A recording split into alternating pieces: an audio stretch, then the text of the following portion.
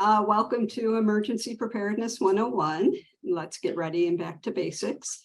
My name is Tammy Henning and my co-presenter is Sherlyn Schaefer.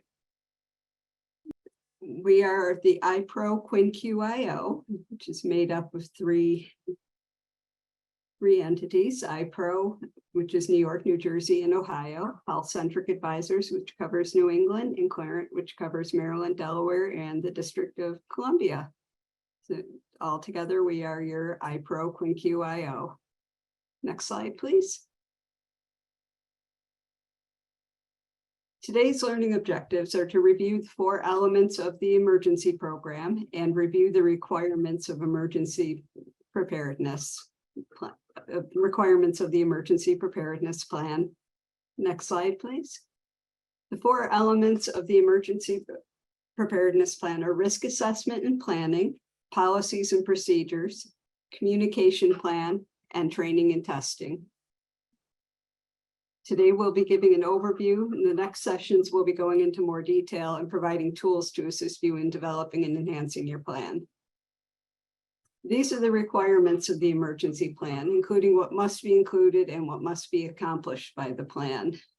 The facility must develop and maintain an emergency preparedness plan that must be reviewed and updated annually. The plan must do all of the following: be based on a documented, facility-based, and community-based risk assessment using an all hazards approach, including missing residents, including strategies for addressing emergency events identified by the risk assessment, address resident population, including but not limited to persons at risk, the type of services the facility has the ability to provide in an emergency, and the continuity of operations, including delegations of authority and succession planning, including a process for cooperation and collaboration with local, tribal, regional, state, or federal emergency preparedness officials' efforts to maintain an integrated response during a disaster or emergency situation. Next slide, please. Facility must develop and maintain an emergency preparedness program. Facility must establish and maintain an emergency preparedness plan that meets the requirements. The plan must be in a written form, must be written. However, the format is at the discretion of the facility. Next slide, please. There are 2 assessments that are needed to fully develop your plan: the hazard vulnerability assessment and the facility-based assessment. These assessments must be completed prior to the annual review of the emergency plan, so any needed changes can be addressed. These will be discussed more in session 2. Next slide, please. The hazard vulnerability assessment is where you determine what hazards you are likely to face at your facility, including external and internal threats to the staff, the facility, and the residents. Natural disasters can vary by location, but some examples of what our areas may face are snowstorms, flooding, severe winds. Facility-based disasters can also vary. Older buildings may be at risk of burst pipes, heating system failures. All buildings are at risk for fire. Care-related emergencies could be lack of staff or widespread illness in the facility. Next slide, please. Unfortunately, now we have additional risks to consider, from cyber attacks to emerging infectious diseases such as COVID to active shooters. We wouldn't have thought that COVID-19 would continue for 3 years. Next slide, please. All hazards have to be considered, and a corresponding policy must be included for each event that is likely to occur.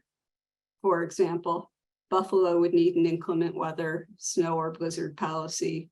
Hawaii would need a tsunami and volcanic eruption policy.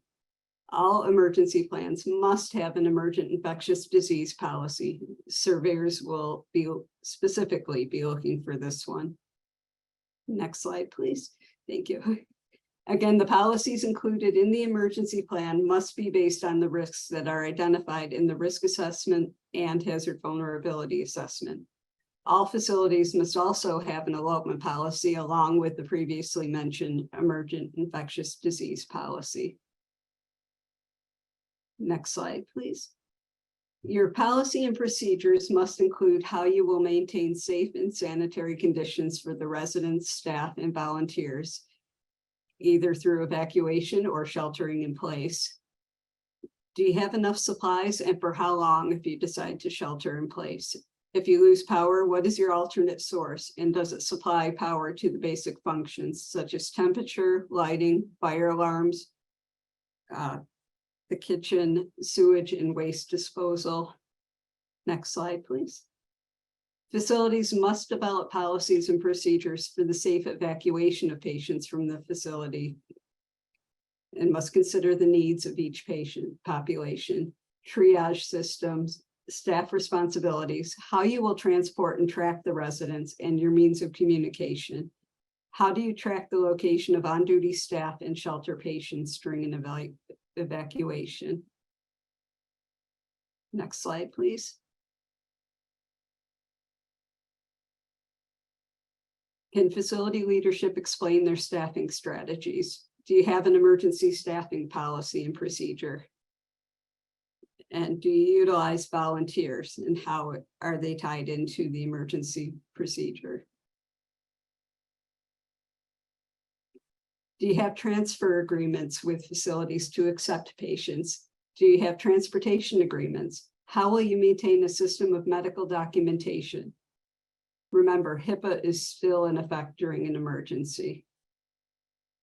At this time, I'm going to turn the presentation over to Sherlyn Schaefer. Good afternoon. So as Tammy stated, we're just doing a basic review over the four elements of your policy procedure. Next slide, please. Okay. I'm going to talk about the third element, which is your communication plan. The communication plan must be developed and maintain an emergency preparedness communication plan. The plan must be written and reviewed annually. Next slide. The emerging communication. So when you're doing your communication plan, be ready to communicate the types of residents that are in your facility. This includes, but is not limited to, persons at risk, the type of services the facility has the ability to provide in an emergency, and continuity of operations, including delegations of authority and succession plans. You will hear this in many. Back up, please. Thank you. You will hear this many times about having the authority of succession plans. It's important that if your director of nursing, your administrator is not there, that you have a written succession plan and who's going to be in charge. When you're reviewing your emergent communication, make sure you know the resident in your population. How many people would be on oxygen? How many in wheelchairs? If you needed to evacuate, would you have a wheelchair van? Do you need ambulances? Do you provide special services such as peritoneal dialysis or TPN? If you had special services and you needed to evacuate, would you be able to provide those services off-site? Many of these things will be discussed during the next session, which will be talking about the facility-based assessment, and that'll talk about the types of residents and the services you provide. Next slide. Okay. Okay. If you had needed to evacuate, are you prepared? This is also part of the communication plan. If you needed to, do you have a stopover point? Are they handicap accessible? We don't think about things that when we go to other sites is, do they have a kitchen? So do you have a way to keep items cold that may need to be kept cold? Are you able to provide snacks? How long will your residents be at this off-site? How are medical records sent while also protecting HIPAA rights? HIPAA is still in place. How is your medication sent and how is it accounted for? How are you assigning staff? Do you have someone who can provide services required? RN, med nurse, CNA, or a feeding assistant if you have that program? How will you address residents who are elopement risks at a stopover point? make sure you have an elopement policy. In your elopement policy, also make sure you address that when your power goes out, sometimes many doors are unlocked based on when the power goes out. Do you have a process in place to make sure that in an emergency, this is addressed? And again, it's very important who is in charge when the administrator or the DN is not available. Whether you're sheltering in place or evacuating, make sure you have a plan and you have it written in the process that you're doing. Next slide. In your communication plan, you also need to have contact information. You must include the Ombudsman, Department of Health, Public Health Office, Emergency Management, and contractors and vendors. So during an emergency, you need to have this information close by. It must be updated regularly. And who's responsible for updating? How many times? And I know as an administrator for 30 some years that keeping up to date with your staff list, your vendor list, who is in different areas, that was a challenge. So make sure there's someone who is consistently keeping up with your list. Do you have a list off-site? If there's an emergency, and I know as an administrator, I always kept a list of staff with me so that if I needed to contact or I had a chain of people, you would contact a certain number of managers and then they would contact various employees. So make sure you have that up-to-date information at all times. Next slide. Okay, as we talked about, we're only doing a basics of emergency planning in this session. So we're just reviewing all the 4 elements. The 4th element is training and testing. In the long-term care training, we must provide initial training in emergency preparedness, policies and procedures to all new and existing staff. Individual providing services under arrangement, that would be like your agency, they need to have training on your emergency preparedness. Volunteers, and it has to be consistent with their expected role. So make sure if you have volunteers, your agency, and all staff, at least have initial training on your emergency preparedness. You need to provide emergency preparedness training at least annually and maintain that documentation of all emergency preparedness training. So when you have a survey, the staff would need to demonstrate their knowledge of your emergency procedures. So if you went out to your staff and you walked through the units and you would say, what is the emergency plan? What would you do in this situation? Will your staff be able to tell you the process, at least the basics? It's important for all shifts to know what your emergency plan is. How many times do we have the power goes out and the generator's not working? And of course, it always happens in the middle of the night when you have the least amount of staff. So will your staff know what to do in all shifts? This is part of the communication plan and part of your training. So next slide. The training, again, education is required at hire, annually, and with any changes of the emergency plan. So if you've changed your processes, you need to make sure your staff is aware of those changes.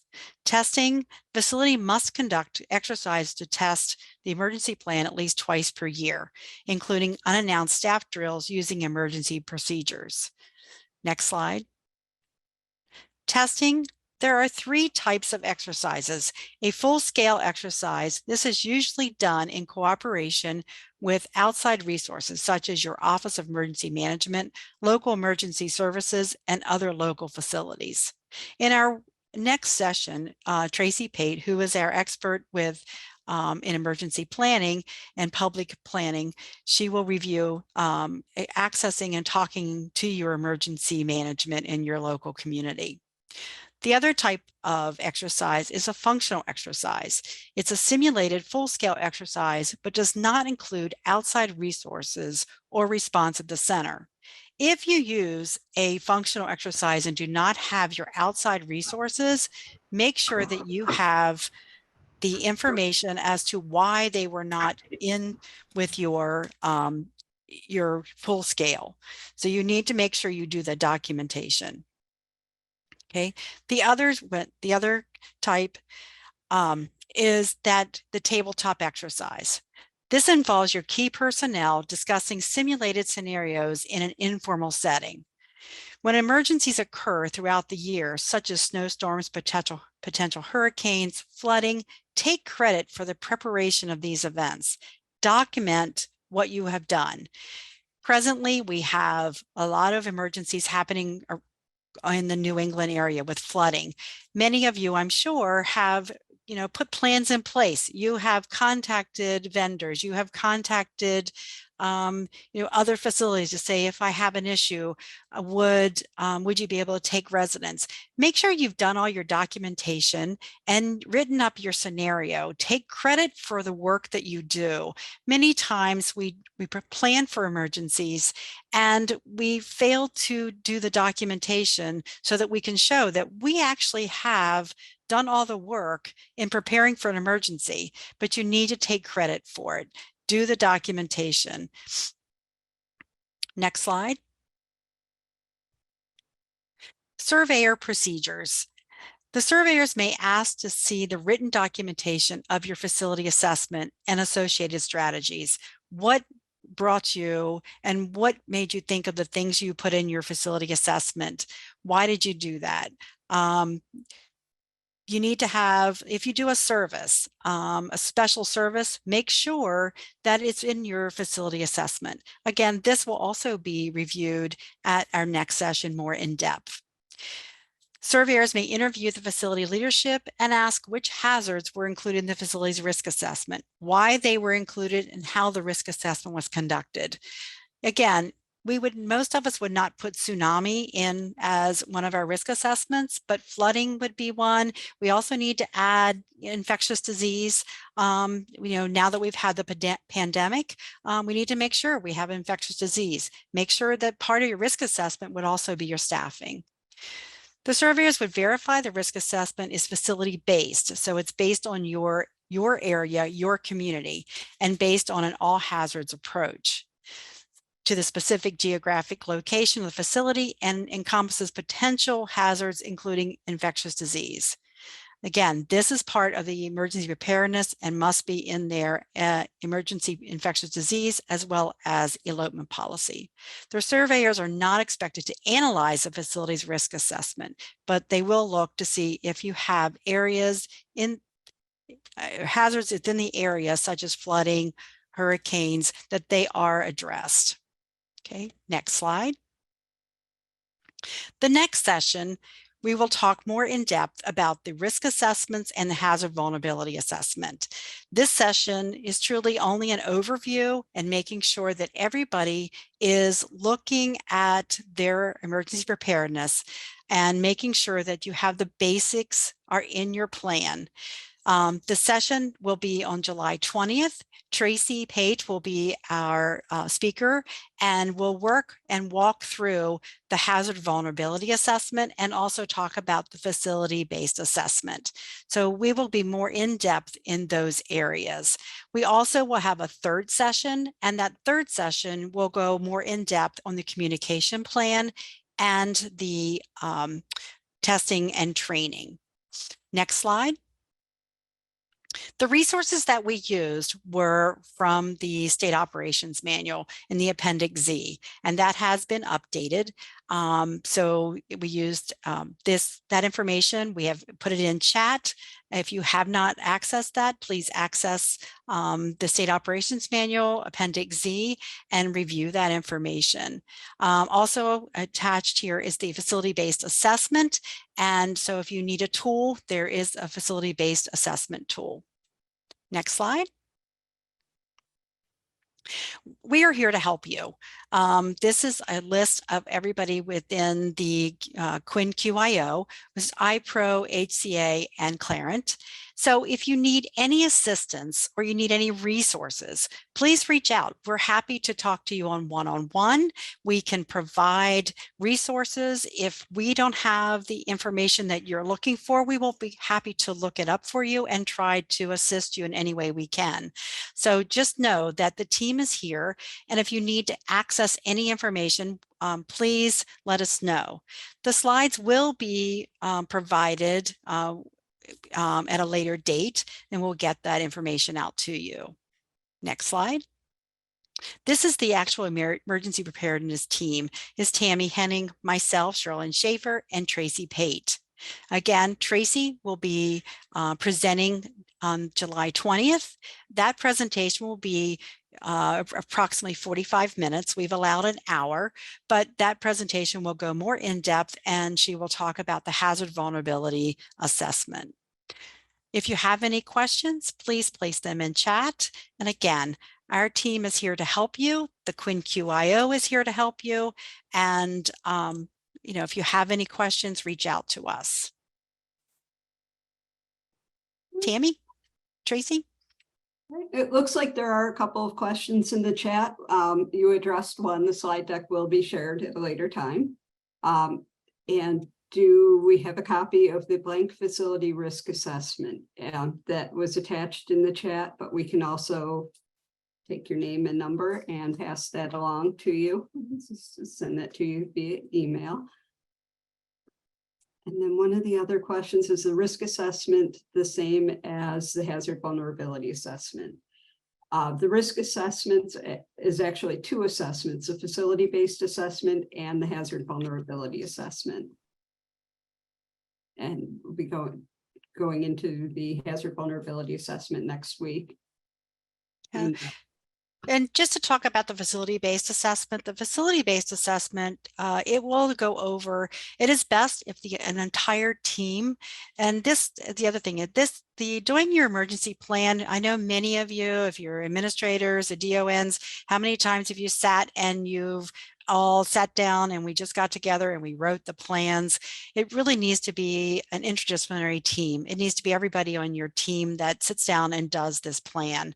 The facility-based assessment is very detailed. It goes over what types of residents, how many residents, and it's a point in time. I can give you, for instance, of a facility when I was at a facility and we did blood transfusions. We had to have the company, it was looked at because we did a self-report on a particular issue. And so when we were surveyed, the survey team looked for our facility-based assessment and to make sure that did I include that company, the blood transfusion company, in my facility-based assessment? And then, so I provided that service. So they did actually look to make sure that services that I provided were in my facility-based assessment. So there are times that they will actually look at those things. I have been through federal surveys that were very detailed when they came to the emergency preparedness plan. And we are hoping to do an actual go through the appendix and actually send out, that will be coming soon, but we will send it out to everybody, which will go through the appendix, the statement of operations, and go through each area so that you can do a checklist of every area that you have covered so you meet the requirements.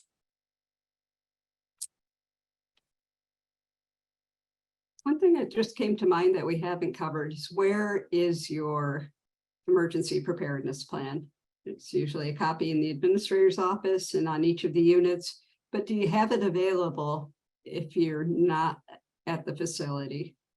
Would the administrator or director of nursing have access to it to assist those who are on the facility, at the facility? Yeah. And we can, I don't know if many on this call today were on the Your Worst Day, when we had an administrator actually talk about, they had an explosion at their building and no one could read the plan because they couldn't find it. The explosion took out their generator, so the generator didn't work. They had no power. So how did they access? The staff was well trained and knowing what to do. The administrator stated they could not get a hold of her. It was in the middle of the night. And so they reached out they knew to call another person at the corporate office.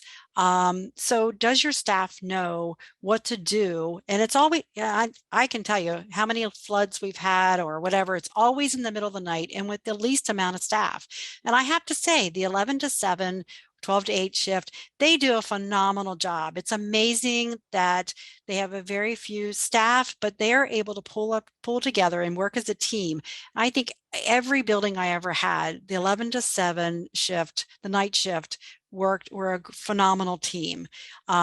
And, you know, I also made sure that I went in at nights to actually review policies and procedures and training for emergency. For me as an administrator, that was the one thing that I always, you know, would worry about. In one building I worked at, we had a well, and lo and behold, the well was not connected to the sprinkler system at the time. So when we lost power during a storm, you know what, we had to make sure we did fire watch. So those are all the things that the staff, you know, just have to know what to do.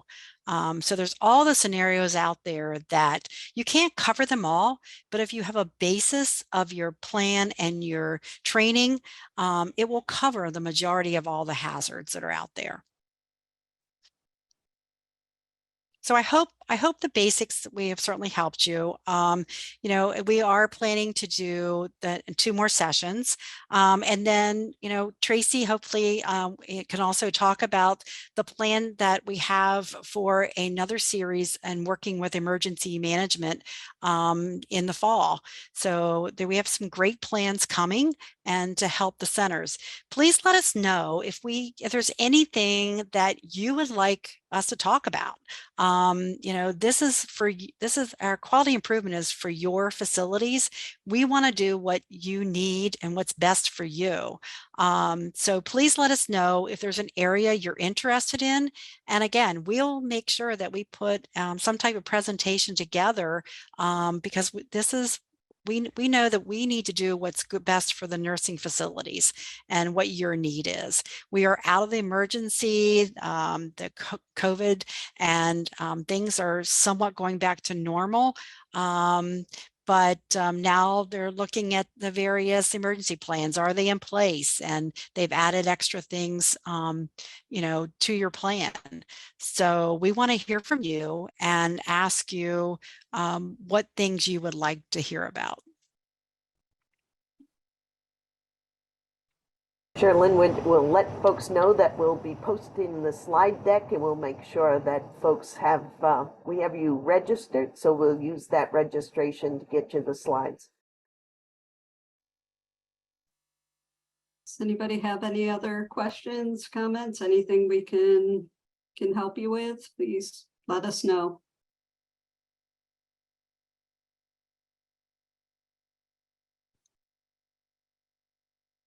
Well, I want to say thank you to everyone who joined this session. I hope that it was a benefit to you.